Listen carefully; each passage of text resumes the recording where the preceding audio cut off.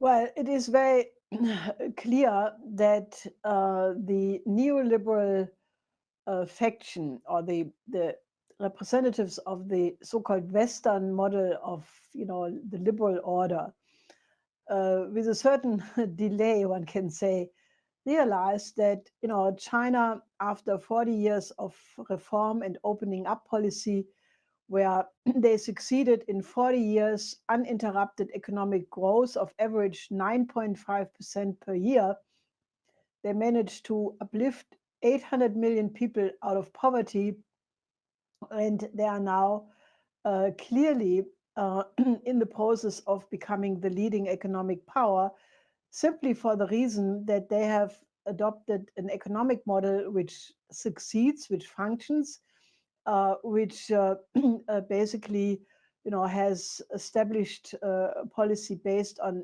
innovation, on, excellence in science and technology, and with a population of 1.4 billion, which has such a policy, it is quite obvious that they will eventually become the leading economic nation, especially given the fact that China used to be the leading nation of the world for many centuries in the past. So it's not such a surprise, or should not be. But obviously, the neoliberal establishment, which is confronted with the looming collapse of its own system, is now involved in an absolutely unprecedented counterattack. And they're really not, they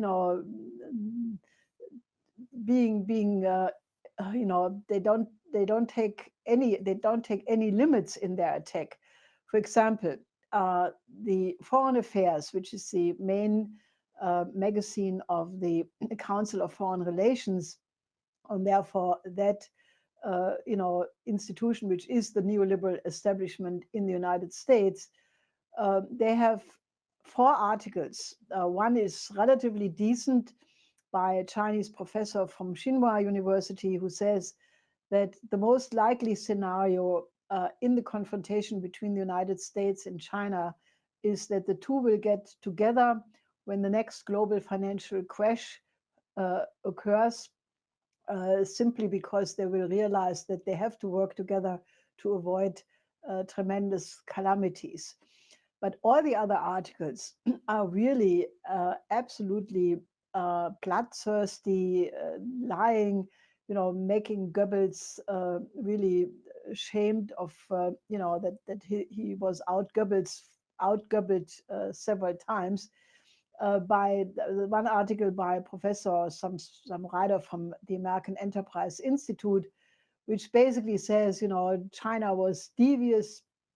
They did not militarily build up because they first developed their economic and cultural power, but now where they have this power, they are militarizing and basically saying this was all a trick, which is pretty crazy. But even worse was a program which was aired a couple of days ago in the German-French TV channel Arte, more than 1 hour so-called documentary. And I can really say that I have seldom seen such a piece of absolute malicious, vicious fabrication, where you turn everything on its head. Basically, the idea is to make a profile of Xi Jinping by saying that because his father was, harassed and treated badly by Mao Zedong during the Cultural Revolution, that Xi Jinping would have the so-called uh, Stockholm syndrome now, which refers to the fact that in the famous Stockholm terrorist incident, I think it happened in the 70s, that the victims basically identified with the attackers, and that this is now a so-called category in psychology, the Stockholm syndrome, that once you are victimized, you take over the values of your torturer and then you try to apply the same method. So they say that this is what motivates Xi Jinping on his road to power. And it's just unbelievable. Now, I can tell people that, not only has China transformed its own society to the absolute benefit of its people. I mean, I was in China in 1971 as a young journalist. I could spend there several weeks traveling to different cities. I went to the countryside. I could go to factories. I spoke to many people. And I can tell you from my own experience that, in 1971, this was in the middle of the Cultural Revolution, people were terrorized. The Red Guards did do all of these atrocities. It was a nightmare for the whole population. And then I went back after 25 years to participate in a big international conference in Beijing in 96.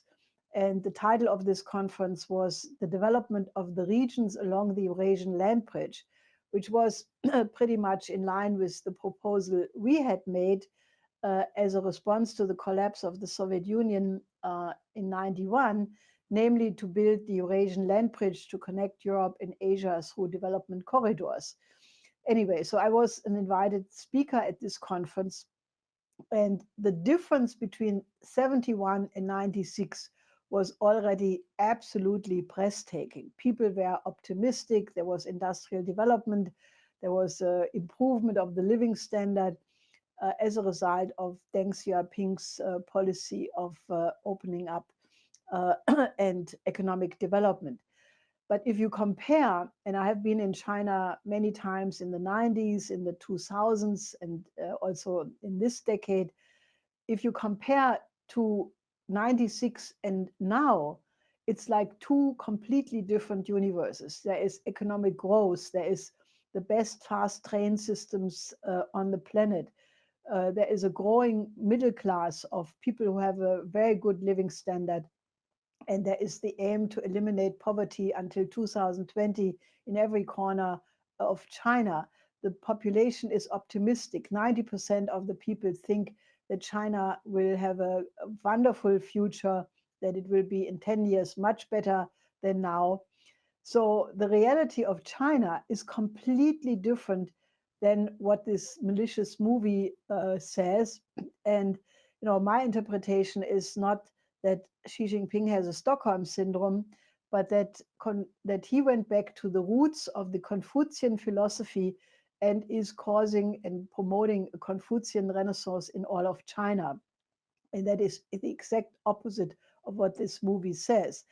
And for those people who need a little reality shock, they should just note the fact that 2 days ago, the Chinese space mission Chang'e 4 landed successfully on the far side of the moon, which makes China the first nation to ever have done that.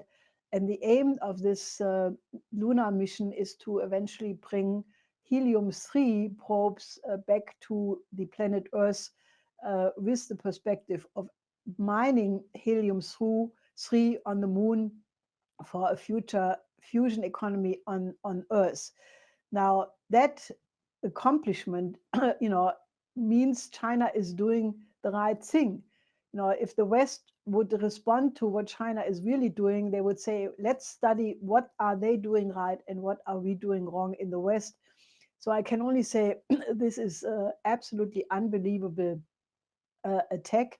And I can only appeal to people, look at these things yourself. Do not go by the mainstream media. Read the speeches of Xi Jinping.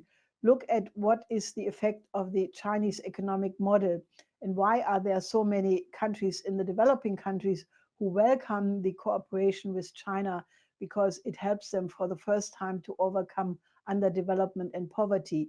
So I really want to say this is an unbelievable reaction of a collapsing system, but this will not stop the rise of China, except if you go for World War III. But in that case, nobody would be left to enjoy it, not even those who would make such an attack, and they should keep that in mind.